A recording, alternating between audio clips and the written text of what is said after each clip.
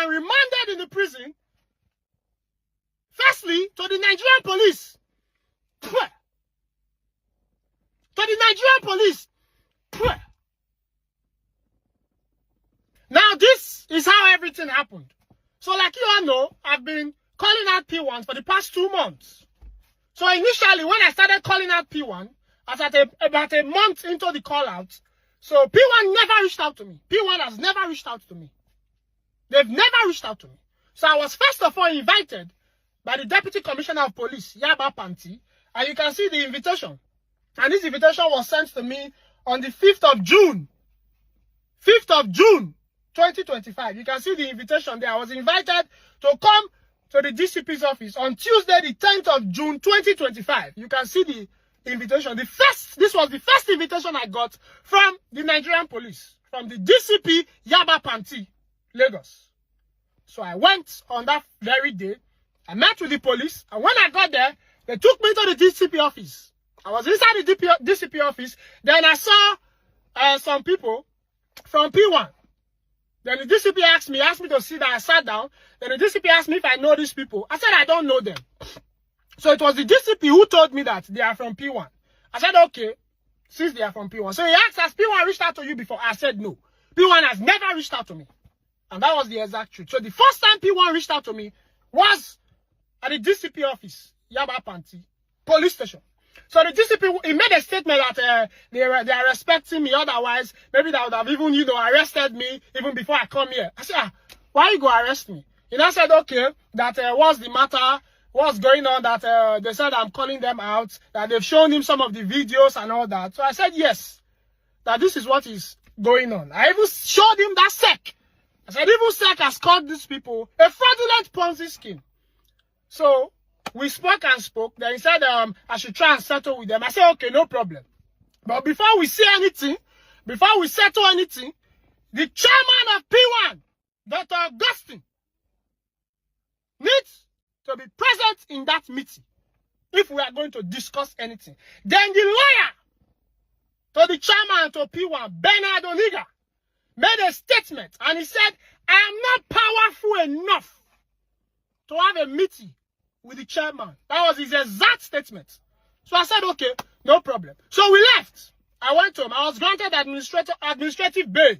And I left and I went home with my people that came with me, because I came with my brother and I also came with a lawyer. So we left and we went home. Then, P1 started sending me a letter. They sent a letter that I don't even need to come. That I should just give them the names. I should send my lawyer, that they will do the meeting with lawyer to lawyer. I should just give them the names of people that has been complaining that P1 are owing them. Because as at that time, I had about 50-something names that we've collated so far. This was in June. After I left, I continued my call out. Since no meeting with the chairman, I did not stop. I continued calling them out. And after, I went to submit the first 50 copies of petition to the EFCC. I submitted that 50 copies of petition to the EFCC. Then I continued. After I continued, I kept getting more names. As we speak now, I have over 250 names of people that P1 are owing. So I kept on getting more names. Then I took another 50 copies and went and submitted to the EFCC. That it became 105 petitions that I've submitted to the EFCC as at that time. Then P1 saw that this thing, they increase, this fire, the cash well. That was where P1 started looking for me with every means possible.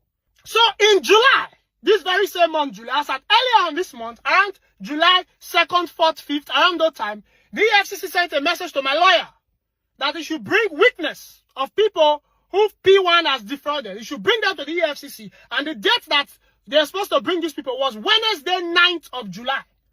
And this is the letter that the EFCC sent to my lawyer. Wednesday, 9th of July, that he should come with witness.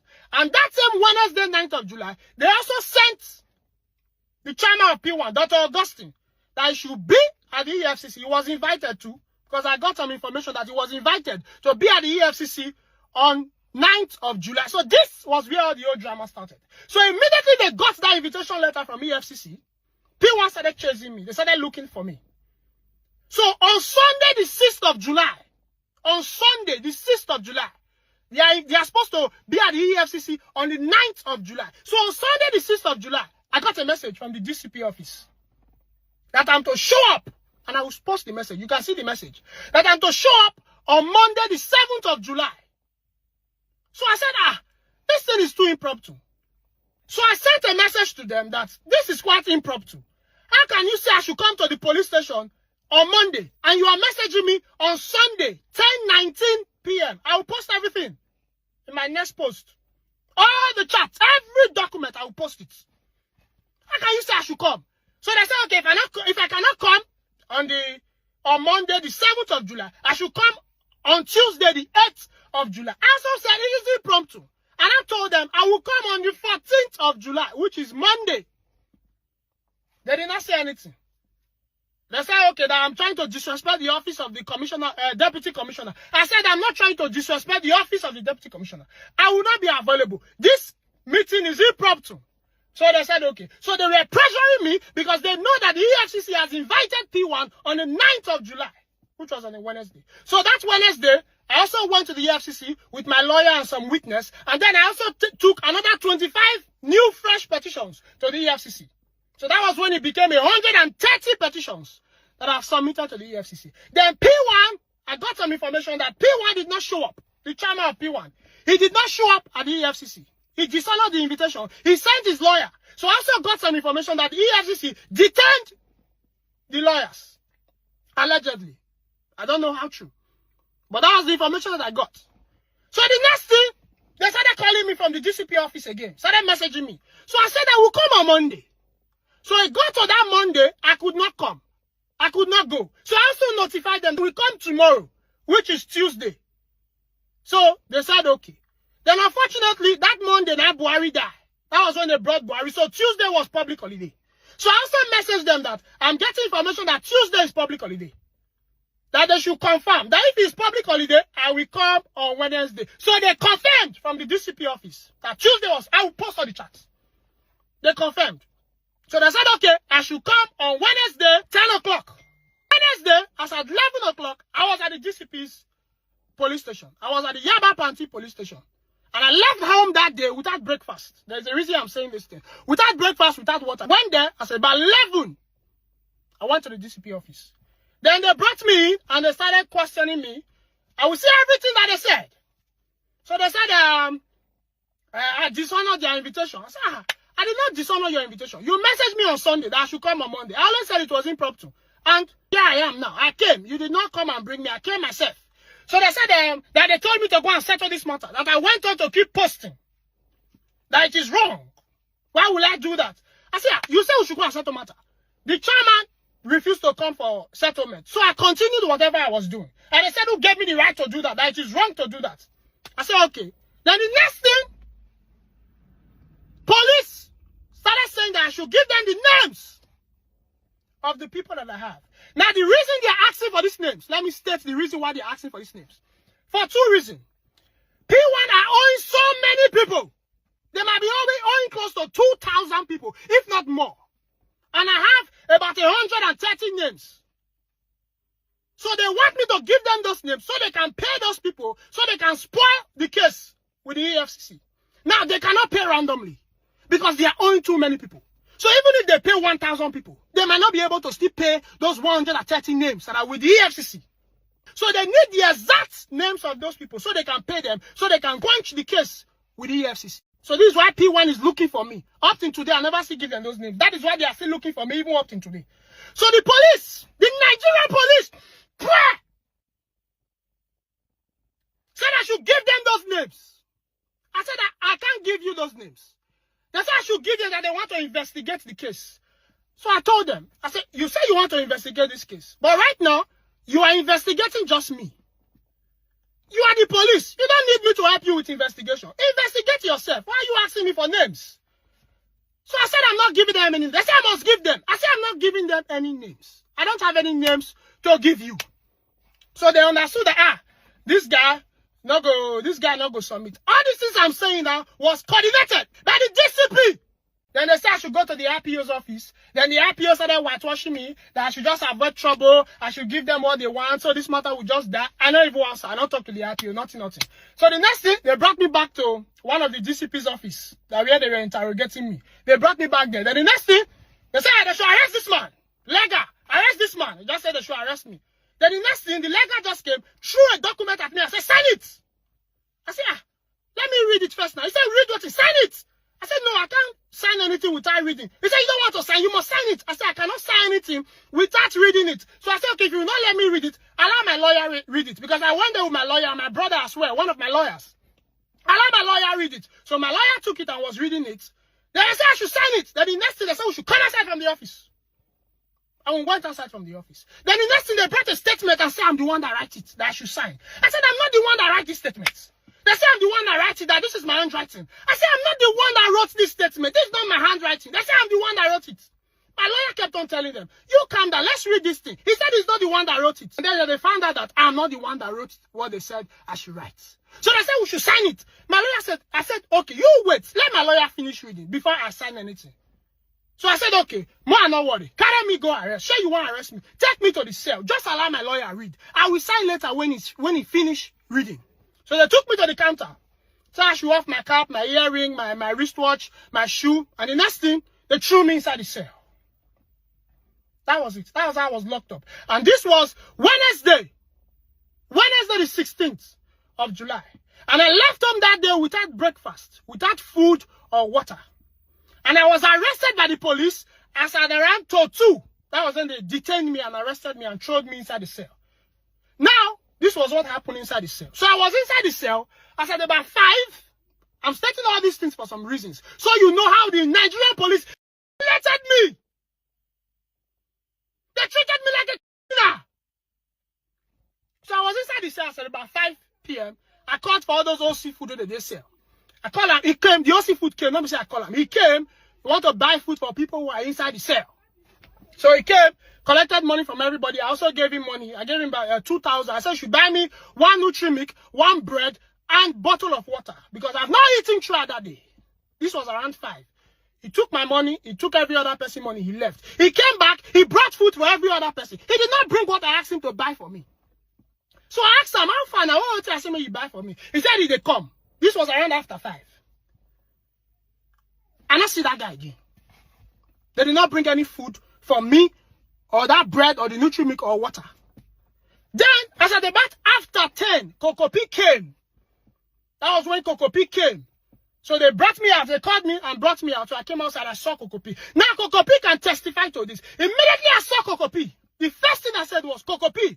Because Kokopi a bottle of water. I said, I beg, give me water. These people now allow Kokopi give me water. So Kokopi can say, what am I giving water? Kokopi can open the water. Can't drink them. Can't say, take. Can't give me. That was when I drank water. That whole day. And this was about after 10. No food for Bele. No water. Now do not do. Kokopi left. So they did not allow me want to talk to Kokopi. They stood there, about 2 officers. They were there trying to listen to our conversation. So I had to bend Kokopi and spoke to his ears. So I told him whatever I wanted to tell him. And then Kokopi said, okay, no, yawa. And then Kokopi left. So they took me back inside the cell. So it was around 2:11 that they now brought that Nutri-Milk and bread I asked them to buy for me since 5 o'clock. I don't know if the police intentionally refused that guy from buying anything for me. Because he buy for everybody. They not buy for me. They not bring what they ask me they buy. And there's a reason I'm saying this thing. So around 11 we brought those, I don't even coffee it. The bread is too strong. So I drank just that water that Kokopi gave me and the Nutri-Milk. So that thing in my belly for 1 full day. Now I just sleep. The next morning, as around after 7, the police came to bring me out from the cell. They brought another paper. They said I should sign. I said, no, I'm not signing. I cannot sign this. They said I should sign it. I said I cannot sign it if my lawyer is not here. They said I must sign. I said, okay, let me read it. They said I should sign it without reading it. I said I cannot sign it if my lawyer is not here. Then they left. They took me back to the cell. Around 7:30, they came again. They now brought that same document and another biodata form. They said I should fill it and sign it. I said, I cannot do anything with my lawyer. They said they want to grant me bail. I said, no, not grant me bail. You just wait till my lawyer comes. When my lawyer comes, you grant me bail. Before that night, my brothers and my lawyer are trying to work my bail. The DCP, they met with the DCP. The DCP refused to grant me bail. He said they should come tomorrow. That was the exact statement that they told me that the DCP said. So no do not do. I said I'm not signing. I'm not signing and I'm not feeling anything if my lawyer is not here. I said, but after 8, they came again. And this time they came with force. They came, they brought handcuff. I said they want to handcuff me. I said, why not they handcuff me? Why not they carry me go? This was where the police said I had to them. Now, this was what happened. They want to handcuff me. I said, where are they handcuff me? And they carry me go. So I do my hand up like this. I said, where are they handcuff me? So they want to handcuff me. So I started screaming that I'm entitled to a lawyer. I'm not going anywhere until I see my lawyer. This was how I do my hand because they want to handcuff me. I'm not going anywhere until I see my lawyer. I'm not going anywhere until I see my lawyer. That's what I kept on screaming with my hands up. Then one of the, before you know, so I was shouting then, before I know, more than 10 policemen don't surround me. So one that came and said that they are taking me to court. I said, you are taking me to court without my lawyer? I know they go. So I kept raising my hand and shouting that I'm not going anywhere without my lawyer. So this was the lie that they said that I had an altercation with the police. They videoed me. So Nigerian police, if I truly had any officer, if I truly had any altercation with the police, post the video. Post it. The next thing, more than 20 police don't surround me. Then while we were in that same scene, my lawyer came in. So I saw my lawyer, quickly ran to my lawyer. I said, they said they carry me go court. Should I go? He said yes. So that was how they took me and handcuffed me at my back. Oh, this was the part where the Nigerian police let me. They handcuffed me at my back and threw me inside the vehicle. They put us inside one small cab. The police vehicle, one very small vehicle. So they begin to drive. My lawyers and my brother, we are on there. I don't know what they happen, but I just know police, 3 IPOs and 1 police driver, and I carry me. Handcuff on my back. They tight that handcuff to the tightest. My hand nearly cut off. And the police were intentionally driving rough, driving speed. So immediately they drive speed, they all break. The more the handcuff, they tight, and they tight me from my back. I did like this. I had to sit down in between the chair, because 1 IPO there right, 1 IPO there left, 1 IPO there the front of the car, then driver, they are there middle. So I rest like this. So they kept on driving intentionally. From Yaba Panti, before we got to High Court, I was screaming. I was crying. I was begging the Nigerian police to please remove that handcuff and chain me on the front. They refused. These people not green. I was in severe. You not do. My hand gushed. My hand. Look at it. Look at some of this. Look at some of this. So Nobi. And this is 1 week after. This is 1 week after. You can see. This is 1 week after. This what happened on Thursday. And this is today, Wednesday. See my hand. See all the cuts. Look at all this one. See all the cuts. You can see all the cuts from my hand. My hand started bleeding. I was in severe pain. I've never felt that kind of pain in my entire life. I kept on begging these people, please, just pack and remove this ankle and put it at the front. The Nigerian police not green. I kept on screaming. It gets some point, I go one fence. I'll come fall my head for the rest of the driver like this. Once I fall, because I'm trying to relax my wife, don't scream. Remember, I've not eaten. I've not eaten for 1 whole day, and this was the next day. So I go rest my head on top the chair of the driver. If I don't scream, no power again, my head go fall on top the driver. The driver will use his shoulder, push my head. Go back. I go scream. I go try rest up for this other one, for the passenger seat. The woman, the IPO there, she carry her hand, push my head. Go back. They say, no, be you not corporate. You the form strong head now. No, be you not corporate. No, be you not corporate. I was in severe pain. Oh, God, Nigerian police. They treated me like a killer. They treated me less than a dog. For waiting. Saba. That was how they took me. I begged. I cried. I begged these people. Remove this handcuff. My hand is pulling off. They're not green. They tied this to the tie. The driver kept on mashing the brake. You know the way police they drive now. They mash brake anyhow. They hold brake. They climb speed bump. All just to intentionally put me in severe. These people knew exactly what they do. Because when we got to court, they did not stop at the court. They stopped for one corner before we reached court. They brought me down, brought me out, and removed the handcuff and put them for front. Then we now walk with leg to court. They did not take that. They did not make anybody see me, say, see what they do. We can't use leg waka reach court. From court, we just go inside High Court. Then the next thing, they just take me to up for High Court. No food, no water for my belly. If you notice, one day inside court, if you see this picture, if you see, I was holding my wrist. I was holding my hands like this. My hands were bleeding.